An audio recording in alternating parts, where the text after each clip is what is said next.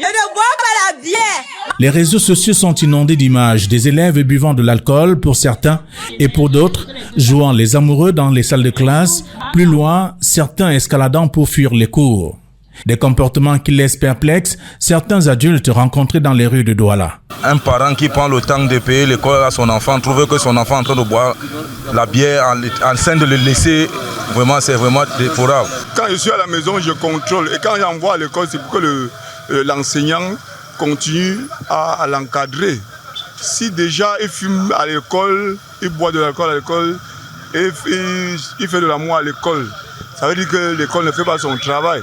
Incivisme ou affaire de mœurs, ces personnes voient à travers ces jeux de mauvais goût l'irresponsabilité de certains parents. Chaque parent doit éduquer son enfant. Parce que ce n'est pas seulement à l'école qu'on veille sur les enfants, même à la maison, l'éducation est très importante. Un avis qui n'est pas loin de celui du psychologue. Si on se contente pour sa propre tranquillité en tant que parent de distribuer des téléphones, des smartphones, des tablettes aux enfants avec une possibilité de connexion Internet sans restriction, alors l'enfant se retrouve absorbé, aspiré par des contenus qui n'étaient pas prévus, mais qui ont une puissance d'attraction comme un aimant suffisant pour les maintenir dans des comportements d'obsession, comme une dépendance, comme une addiction.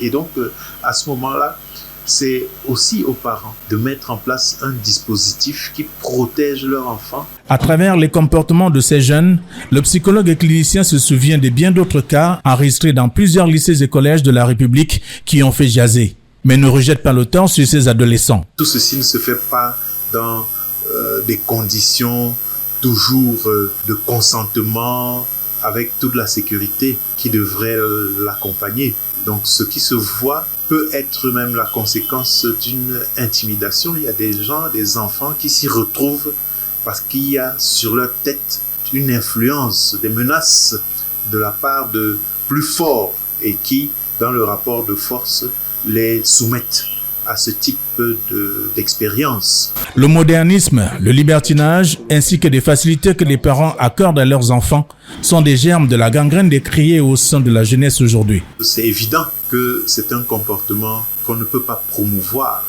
C'est regrettable. Il y va de la santé mentale et quelquefois même de la santé physique de toutes les personnes mineures ou adultes qui se retrouvent dans ce type de situation. Pour y remédier, l'enseignant d'université préconise la mise en place dans les milieux scolaires d'une police dissuasive devant empêcher à la jeunesse de se laisser aller dans le sens contraire à l'objectif initial.